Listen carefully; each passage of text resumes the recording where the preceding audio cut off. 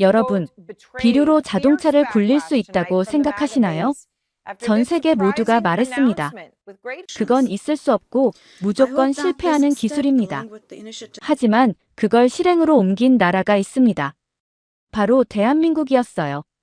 농사에나 쓰이던 암모니아로 한 번 충전해 1200km를 달리는 차로 만든 것인데요. 그것도 통장 잔고 47만 원으로 시작해서 말입니다. 중국은 100억 원을 쏟아부었고 일본 도시바가 수백억을 들였으며 미국, 러시아마저 모두 실패한 그 기술을 MIT 지하실에 한국인 4명이 해냈습니다. 도대체 한국은 어떤 기술을 만든 것일까요? 전 세계를 놀라게 한 한국의 엄청난 이야기 지금 시작합니다. 그 전에 구독과 좋아요 눌러주시면 영상을 제작하는 데 있어 큰 힘이 됩니다. 안녕하세요. 저는 준호라고 합니다. 5년 전 MIT에서 기계공학 박사과정을 밟고 있었죠. 28살이었던 저는 그날 형한테 급한 연락을 받았습니다. 민수 형은 34살로 MIT에서 9년째 연구하던 베테랑이었어요. 형의 연구실은 MIT 공대 건물 지하 3층 구석에 있었습니다. 창문도 없고 형광등 하나만 깜빡이는 좁은 공간이었죠. 그곳에 도착하니 이미 화학공학 박사인 태환 형과 재료공학 박사인 성진 형이 와 있었습니다. 민수 형은 칠판에 큼지막하게 NH3를 적더니 말했습니다. 비료 만드는 그 암모니아로 차를 굴릴 수 있다고요. 저는 솔직히 이해가 안 됐습니다. 농사 짓는 데 쓰는 그 독한 냄새 나는 물질로 자동차를 움직인다고요? 태환 형이 냉소적으로 말했습니다. 그거 1950년대에 제너럴 일렉트릭이 대실패한 기술 아니냐고요. 맞는 말이었습니다. 70년 전 지인은 암모니아 엔진을 개발했다가 부식과 독성, 가스, 형편없는 효율 때문에 프로젝트를 폐기했거든요. 그 이후 전 세계 어떤 회사도 암모니아 연료 기술을 건드리지 않았죠. 하지만 성진 형이 조심스럽게 말했습니다. 암모니아를 직접 태우면 안 되지만 기계 안에서 수소만 실시간으로 분리해내면 어떻겠냐고요. 민수 형의 눈이 반짝였습니다. 암모니아는 수소를 70%나 담고 있다고 했습니다. 그걸 안전하게 뽑아내면 한 번 충전에 1000km를 달리는 차를 만들 수 있다는 겁니다. 충전은 3분이면 끝나고 비용은 전기차의 절반이라고 했죠. 태환 형이 비웃듯 말했습니다. 그게 되면 테슬라가 진작했을 거라고요. 민수 형이 단호하게 답했습니다. 안 한 게 아니라 못한 거라고요. 우리가 안 하면 중국이 3년 안에 할 거고 그럼 우린 영원히 따라잡지 못한다고 했습니다. 저는 그 말에 가슴이 뛰었습니다.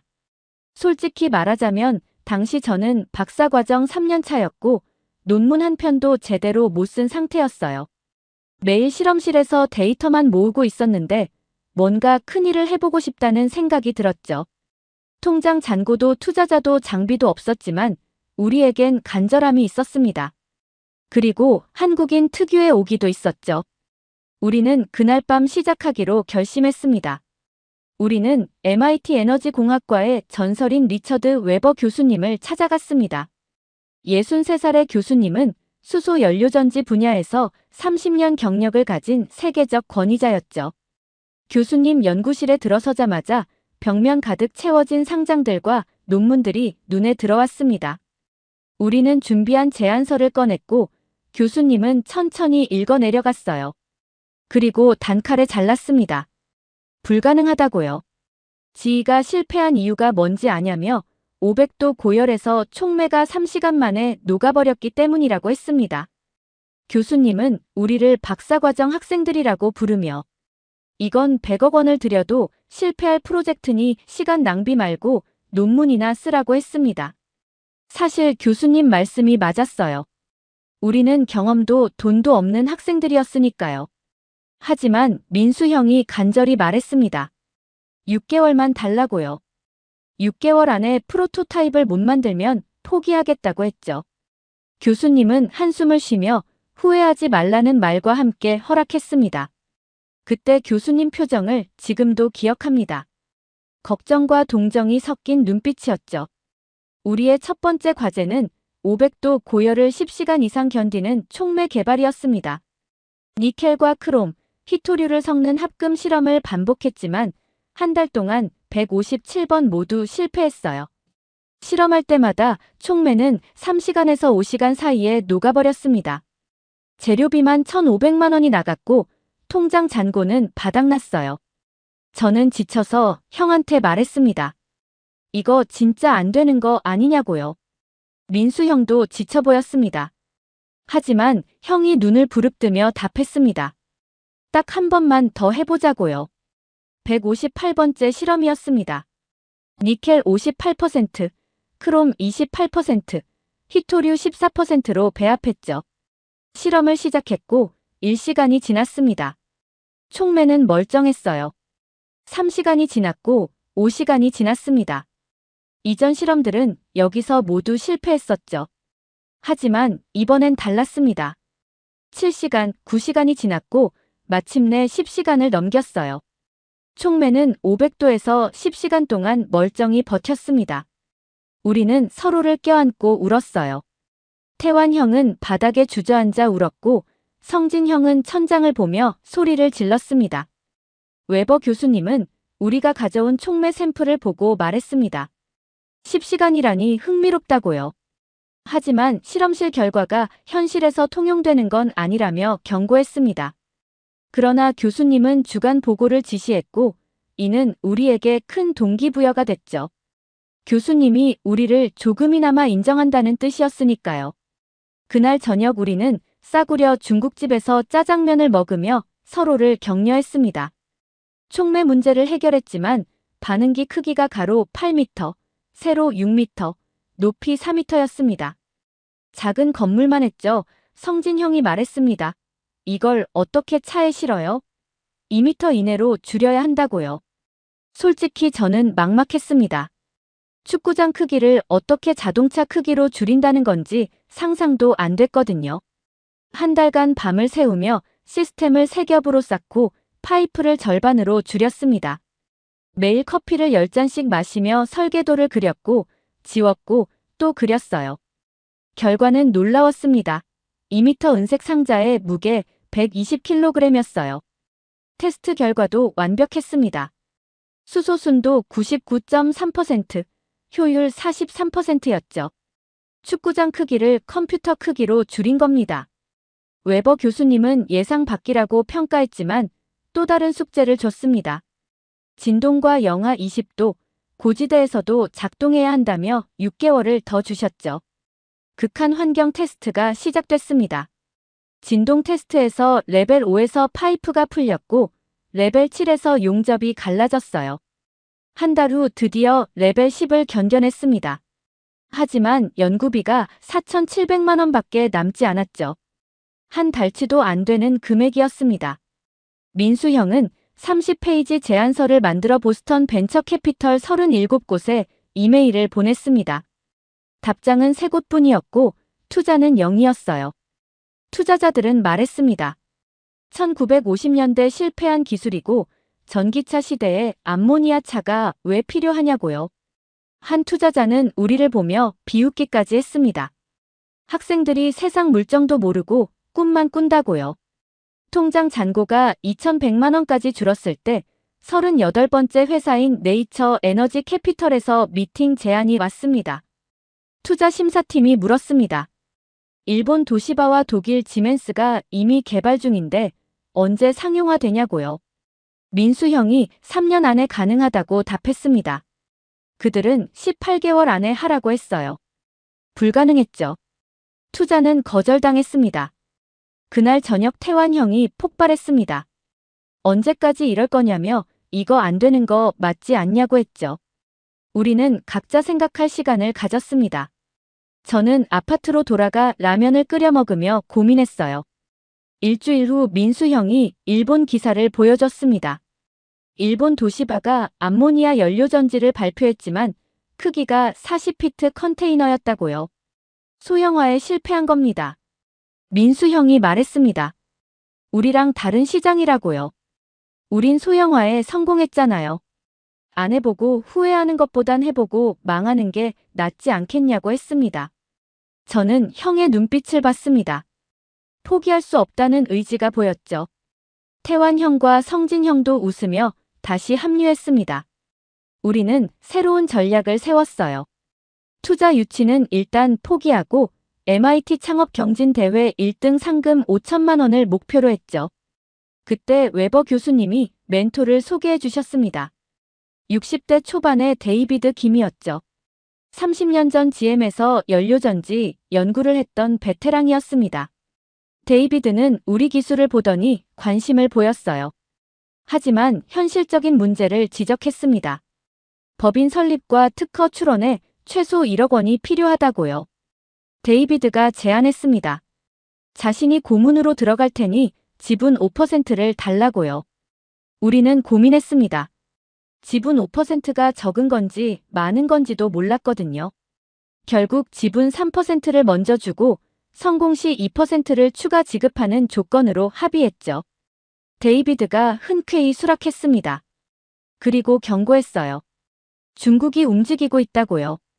중국 칭화대 연구팀이 정부 지원 100억 원을 받아 암모니아 연료전지를 개발 중이라는 기사를 보여줬습니다. 연구원 15명에 예산 100억 원이었죠. 우리는 4명의 통장 잔고 2,100만 원이었습니다. 하지만 데이비드가 말했습니다. 그들은 고체 촉매를 사용하고 우리는 액체 촉매라고요. 승산은 있다고 했습니다. 법인을 설립했고 회사 이름은 아머지로 정했습니다.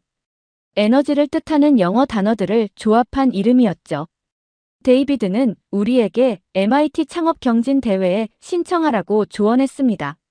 상금도 중요하지만 언론의 주목을 받을 수 있다고 했어요. 데이비드의 제안으로 MIT 창업 경진 대회에 신청했습니다. 예선을 통과했고 본선 발표 날이 왔어요. 민수 형이 무대에 올라 발표했죠. 암모니아로 세상을 바꾸겠다고요. 심사위원들이 질문을 쏟아냈습니다. 안전성은 어떻게 보장하냐? 생산 단가는 얼마냐? 시장 규모는 얼마나 되냐고요. 우리는 준비한 답변을 하나하나 내놓았습니다. 결과는 1등이었습니다. 상금 5천만 원은 3개월을 버틸 수 있는 자금이었어요. 언론의 관심이 쏟아졌습니다. 투자 문의와 협업 제안, 인터뷰 요청이 끊이지 않았죠. 보스턴 지역 신문에도 우리 이야기가 실렸습니다. MIT 한국인 학생들이 암모니아 연료전지 개발에 성공했다는 내용이었어요. 저는 그 기사를 부모님께 보냈습니다. 아버지가 전화하셨어요. 자랑스럽다고 하시더군요.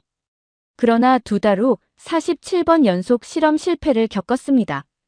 촉매는 10시간을 버텼지만 500도 고온에서 장시간 운전 시 파이프와 용접 부위, 밸브가 변형됐어요. 부품 교체 비용은 3천만 원이었지만 통장 잔고는 2,700만 원밖에 없었습니다. 한 번 더 실패하면 끝이었죠. 태환 형이 말했습니다. 포기할까요? 우리는 4개월째 제자리 걸음이었고 돈은 계속 나갔습니다.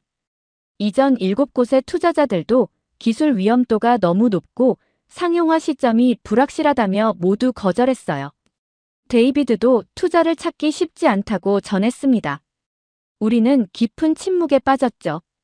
그날 밤 저는 한국에서 걸려온 아버지 전화를 받았습니다. 아버지가 물으셨어요. 학교는 잘 다니고 있냐고요. 저는 잘 되고 있다고 거짓말했습니다. 사실 매일 실패만 하고 있었거든요.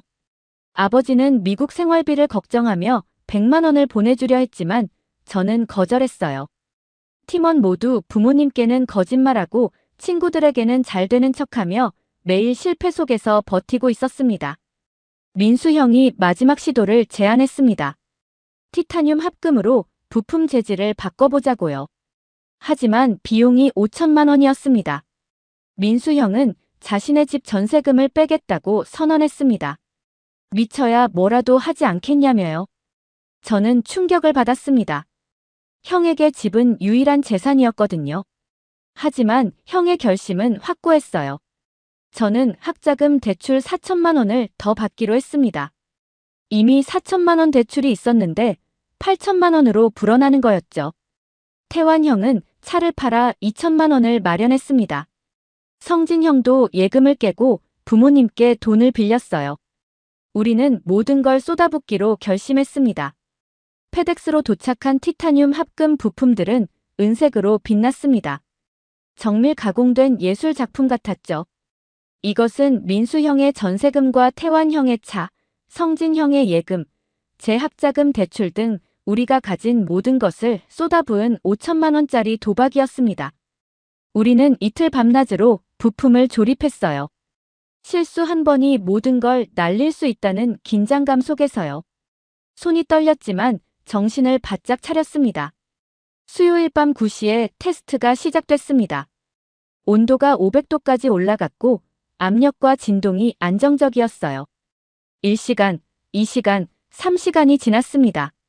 10시간이 지나도 촉매는 멀쩡했죠. 12시간이 지나 역대 최장 기록을 달성했지만 민수 형이 말했습니다. 더 돌려보자고요. 우리는 4시간씩 교대로 지켰습니다. 24시간, 48시간이 지났습니다. 그리고 72시간, 즉 3일까지 쉬지 않고 시스템을 가동했어요. 시스템은 500도 온도를 유지하고 부품 변형 없이 효율 43%를 유지했습니다. 완벽하게 작동한 겁니다. 시스템을 정지한 후 부품을 확인했습니다. 변형도, 균열도, 용접 부위 손상도, 파이프 늘어남도 없었어요.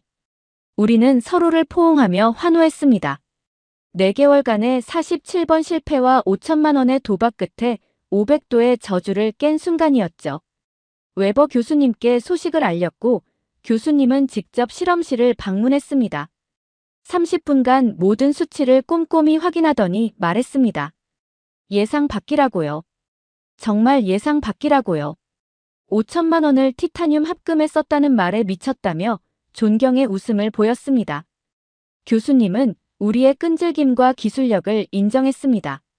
실제 적용이 충분히 가능하며 드론이나 자동차에 적합할 거라고 했죠. 성공하면 투자자들에게 추천서를 써주겠다고 약속했습니다. 교수님은 덧붙였습니다. 나이 먹으면 보수적이 돼서 불가능하다는 말을 너무 쉽게 한다며 우리가 불가능은 없다는 걸 보여줬다고 했어요. 교수님의 인정을 받은 후 우리는 드론 제작 3개월 계획을 세웠습니다. 그런데 데이비드로부터 긴급 소식을 들었어요. 중국 팀이 베이징 상공에서 15분 비행에 성공했다고요. 칭화대 팀은 연구원 15명에 예산 100억 원이었습니다. 민수 형이 단호하게 말했습니다. 3개월 아니라 2개월 안에 날린다고요. 중국한테 지기 싫다고 했죠. 제가 물었습니다. 형, 그게 가능해요?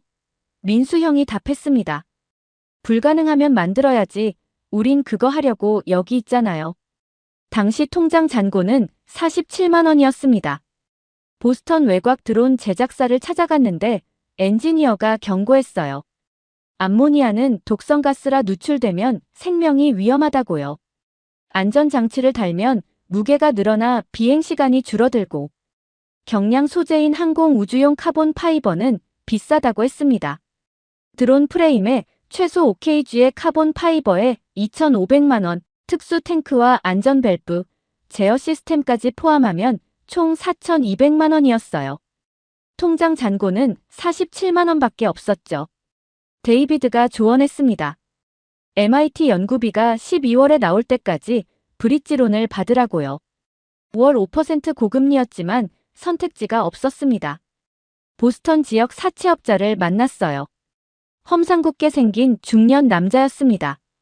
2천만 원을 빌렸고 12월 31일까지 안 갚으면 이자가 2배라는 협박성 경고를 받았습니다. 빌린 돈과 경진 대회 상금 잔액, 교수님께 받은 연구비 선지급금까지 모두 털어 4,200만 원을 마련했습니다. 통장 잔고는 6만 원이 됐죠. 우리는 라면으로 끼니를 때우며 하루 10달러씩 쓰며 버텼습니다. 드론을 조립하고 연료 전지를 장착하며 밤샘 작업이 이어졌어요. 무게 균형을 맞추고 비행 제어 프로그램을 짜는 게 정말 어려웠습니다. 월요일 첫 테스트 비행 날이 왔습니다. 드론은 10m까지 올라갔다가 갑자기 왼쪽으로 기울며 심하게 흔들렸어요. 제어 불능 상태가 됐고 급강하하며 땅에 부딪혀 완전히 박살났습니다. 4,200만 원이 순식간에 고철이 됐죠. 우리는 절망에 빠졌어요. 민수 형이 자신의 차를 팔아 2천만 원을 만들자고 했고 성진 형도 어차피 여기까지 온 거 끝까지 가보자고 했습니다. 그때 데이비드가 실험실을 찾아왔습니다. 드론 추락 소식을 듣고 온 거였어요. 우리는 고개를 들 수가 없었습니다. 4,200만 원이 한순간에 날아갔으니까요. 데이비드가 말했습니다. 실패는 배움이라고요. 무게 중심 문제를 알았으니 다음엔 실패하지 않을 수 있다고 했습니다. 솔직히 저는 그 말이 위로가 안 됐어요. 다음이 있긴 한 건지 의문이었거든요. 하지만 데이비드의 다음 말에 우리는 모두 놀랐습니다. 자신의 개인 돈 2천만 원을 무이자로 빌려주겠다고 제안한 겁니다. 저는 물었습니다. 왜 그렇게까지 해주시냐고요? 데이비드가 천천히 말했습니다. 30년 전 GM에서 자신도 연료전지 개발할 때 53번 실패했다고요. 그때 상사가 도와줬고 그 도움으로 54번째에 성공할 수 있었다고 했습니다. 그 상사는 말했다더군요. 이건 자네를 돕는 게 아니라 다음 세대에 전달하는 거라고요. 데이비드는 그 정신을 우리한테 전하고 싶다고 했습니다. 우리는 눈물을 흘렸어요. 자신들만 힘든 게 아니었다는 걸 깨달았죠. 12월이 됐고 두 번째 드론 제작에 착수했습니다. 이번엔 무게 중심을 수백 번 시뮬레이션했어요. 컴퓨터 프로그램으로 모든 경우의 수를 계산했습니다. 드론 프레임의 각 부분 무게를 0.1지 단위까지 측정했고 연료전지 위치를 밀리미터 단위로 조정했습니다. 밤을 새우며 계산하고 또 계산했어요. 성진 형은 3D 모델링으로 수백 가지 배치를 시험했습니다. 이번엔 절대 실패할 수 없었으니까요. 월요일이 됐습니다. 두 번째 테스트 비행 날이었어요. 우리는 MIT 캠퍼스 외곽의 넓은 공터로 나갔습니다. 아침 공기가 차가웠습니다. 민수 형이 드론 컨트롤러를 잡았고 저는 연료전지 모니터를 확인했습니다. 드론이 천천히 떠올랐어요. 1m, 2m, 3m씩 안정적으로 상승했습니다. 10m를 넘어 15m, 20m까지 올라갔죠. 이번엔 흔들림이 없었습니다. 민수 형이 전진 명령을 내렸고 드론은 부드럽게 앞으로 나아갔어요. 회전 명령에도 완벽하게 반응했습니다. 상승과 하강을 반복했고 모든 동작이 정확했어요. 시간이 흘렀습니다. 10분, 20분, 30분이 지났습니다. 연료 게이지를 확인했더니 아직 80%가 남아있었어요. 45분간 비행한 후에도 연료가 70% 남아있었습니다. 무게 5kg의 모든 목표를 달성했죠. 민수 형이 드론을 착륙시켰고 우리는 환호하며 서로를 껴안았습니다. 태환 형이 싸구려 맥주를 꺼냈고 우리는 그걸 샴페인처럼 마시며 자축했어요. 성공에 고무된 우리는 뉴욕 맨해튼 상공에서 암모니아 드론을 날려 세상에 우리 기술을 보여주자는 계획을 세웠습니다. 뉴욕 시연 일주일 전에 아마존에서 연락이 왔습니다. 기술 검증을 하고 싶다고요. 월요일 오전 10시 아마존 시애틀 본사 33층에 도착했습니다. 유리로 된 회의실이었고 시애틀 전경이 한눈에 보였어요. 동포 출신 심사관을 포함한 5명의 엔지니어가 우리를 기다리고 있었습니다. 심사관이 말했습니다. 48시간 동안 아마존 시설과 기준에 따라 기술을 검증한다고요. 하나라도 실패하면 탈락이라는 냉정한 조건이었습니다. 먼저 드론을 완전히 분해했어요. 암모니아 탱크의 밀폐도를 확인하고 압력 테스트를 했습니다. 누출 센서가 제대로 작동하는지 확인하는데 3시간이 걸렸습니다. 오후 2시가 됐고 테스트 시설로 이동했어요. 거대한 실내 비행장 같은 공간이었습니다. 드론을 최대 속도로 날렸습니다. 비행 중 암모니아 누출을 측정했는데 0.3ppm이 나왔어요. 허용 기준인 5ppm 이하였습니다. 진동 변형도 없었고 효율도 43%로 일치했습니다. 첫 번째 테스트는 통과했죠. 하지만 진짜 문제는 다음부터였습니다. 영하 20도 극저온 테스트가 시작됐어요. 드론을 냉동실에 넣고 가동시켰는데 암모니아가 얼어버렸습니다. 연료 라인이 막혔고 드론이 작동하지 않았어요. 심사관들이 고개를 저었습니다. 저는 당황했지만 빠르게 생각했어요. 가열 장치를 달면 된다고 말했습니다. 아마존 엔지니어들이 부품을 가져다 줬고 우리는 그 자리에서 수정했습니다. 3시간 후 다시 테스트했어요. 이번엔 작동했습니다. 하지만 효율이 38%로 5% 떨어졌죠. 안전과 효율 중 선택해야 하는 상황이었습니다. 민수 형이 말했습니다. 안전이 우선이라고요. 심사관들이 고개를 끄덕였습니다. 진동 테스트가 이어졌습니다. 레벨 10까지는 문제 없었어요. 레벨 13에서 볼트 하나가 풀렸습니다. 또다시 즉석에서 수정했고 더 강한 볼트로 교체했습니다. 레벨 15까지 버텨냈죠. 화요일 오전 9시가 됐습니다. 마지막 테스트인 12시간 연속 가동 내구성 테스트가 시작됐어요. 중간에 멈추면 실격이었습니다. 우리는 교대로 모니터를 지켰고 12시간 동안 드론은 멀쩡하게 작동했습니다. 최종 통과였습니다. 동포 출신 심사관이 말했습니다. 처음엔 회의적이었다고요. 학생들이 만든 기술이 아마존 기준을 통과할 거라고 생각 안 했다고 했습니다. 하지만 48시간 동안 즉석 수정 능력과 탄탄한 기술력을 보고 감탄했다고 했어요. 긍정적인 보고서를 쓰겠다며 한 가지 조언을 해줬습니다. 기술을 노리는 곳이 많을 테니 특허를 확실히 보호하라고요. 보스턴으로 돌아온 우리는 데이비드로부터 또 다른 소식을 들었어요. 사우디 아람코가 직접 만나고 싶다고요. 석유 회사가 암모니아 기술에 관심을 보인 겁니다. 저는 의아했습니다. 왜 석유 회사가 암모니아에 관심이 있는 건지 이해가 안 됐거든요. 2주 후 우리는 사우디아라비아 리야드에 있는 아람코 본사로 날아갔습니다. 사막 한가운데 솟아있는 거대한 유리 건물이었어요. 회의실은 호화로웠고 탁자는 대리석으로 만들어져 있었습니다. 아람코 투자심사 총괄이 들어왔습니다. 50대 중반의 신사였고 정장을 말끔하게 차려입고 있었어요. 그가 물었습니다. 뉴욕 시연 잘 봤다며 석유 회사인 자신들에게 온 이유가 뭐냐고요. 민수 형이 답했습니다. 암모니아는 석유의 보완제라고요. 탄소 배출이 없어 규제 강화 시 경쟁력이 생긴다고 했습니다. 석유는 언젠가 고갈되지만 암모니아는 물과 공기로 만들 수 있다고 덧붙였죠. 투자 총괄이 날카롭게 물었습니다. 생산 단가는 얼마냐고요? 민수 형이 답했습니다. 현재 킬로와트당 50센트지만 양산하면 20센트까지 낮출 수 있다고요. 석유보다는 비싸지만 전기보다는 싸다고 했습니다.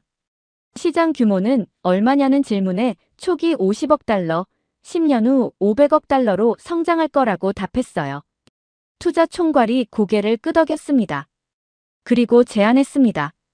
4천만 달러, 한화로 480억 원을 투자하겠다고요. 우리는 숨이 멎는 줄 알았습니다. 480억 원이라니요. 하지만 조건이 있었습니다.